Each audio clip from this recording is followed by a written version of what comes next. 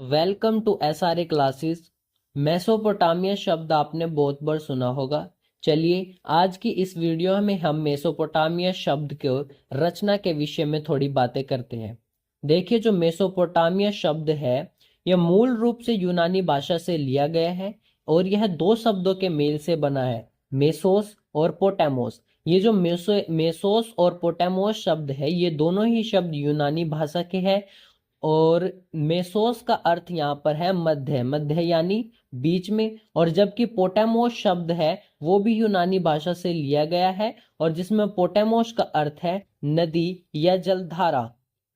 इस प्रकार हम देखते हैं कि मेसोस और पोटामोस से मिलकर हमारा शब्द बनता है मेसोपोटामिया, दो नदियों के बीच का स्थान। उर वहाँ की एक प्रमुख महत्वपूर्ण बंदरगाह है और जबकि उरूक एक बड़ा शहर जहाँ शहरी जीवन की शुरुआत हुई और शहरी जीवन की शुरुआत भी मेसोपोटामिया सभ्यता से ही हुई। और एक वहाँ का हिस्सा है बेबीलोन, अपनी भव्यता और झूलते उपवनों के लिए प्रसिद्ध है। ये तीनों ही वहाँ के महत्वपूर्ण बिंदु है जो मेसोपोटामिया के इतिहास और मेसोपोटामिया की शिक्षा में बहुत महत्वपूर्ण योगदान देते हैं। तो इस प्रकार हम देखते हैं कि मेसोपोटामिया शब्द दो शब्दों के मेल से बना है, मेसोस और पोटामोस, जहां पर मेसोस का अर्थ है मध्य यानी बीच में और जबकि पोटामोस शब्द का अर्थ है दो नदियों। इस प्रकार मेसोपोटामिया शब्द का अर्थ हुआ कि दो नदियों के बीच का स्थान, दो नदियों के बीच का स्थान। क्या आप जानते हैं कि वे दो नदियां कौन कौन सी है? देखिए, वे जो दो नदियां हैं जिसके बीच मेसोपोटामिया जो स्थान है वो स्थित है, वो है दजला और फरात। उपजाऊ भूमि का महत्व। मेसोपोटामिया शब्द दजला और फरात नदियों के बीच की उपजाऊ भूमि को इंगित करता है। मतलब दो नदियां हुई तो दोनों की जलधारा कण लेकर आई और एक बीच में जमाव किया, जहां पर नई नई तरह के जो पोषक तत्व थे वे मिट्टी में मिले और जिससे कि वो उपजाऊ भूमि बन गई।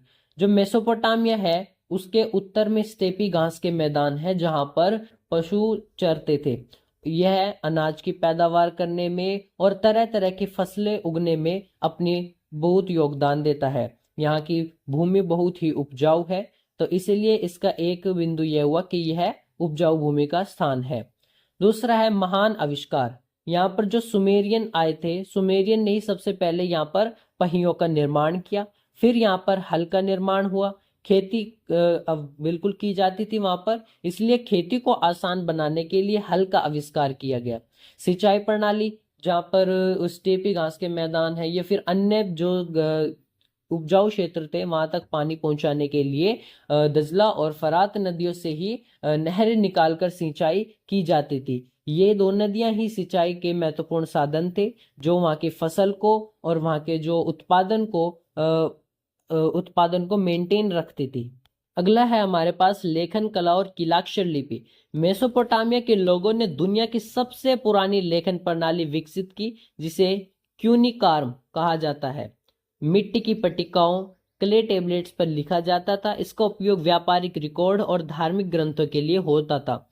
अब देखिए, वहां पर सभ्यता भी बनी तो लेखन कार्य भी होना था, भाषा भी बनी तो उन्होंने कीलाक्षर लिपि को अपनाया और वे मिट्टी की जो पट्टिका है उनको बनाते थे और फिर उसको सुखाते थे और फिर उस पर लिखा करते थे। कीलाक्षर लिपि थी उनकी, जिसे वे व्यापार के लिए, व्यापार के रिकॉर्ड रखने के लिए और जो धार्मिक ग्रंथ है उनको छापने के लिए सुरक्षित रखते थे उन पर।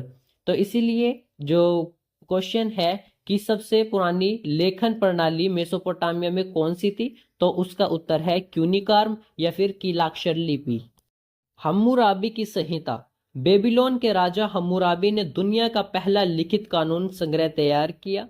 जैसे ही मेसोपोटामिया एक सभ्यता थी तो वहां पर न्याय भी होना जरूरी था। आंख के बदले आंख और दांत के बदले दांत, ये कानून पत्थर के स्तंभों पर खुदे हुए ताकि हर नागरिक उन्हें जान सके। वहां का जो कानून था वे था कि जैसा बुरा काम किया उसके साथ वैसा ही किया जाएगा।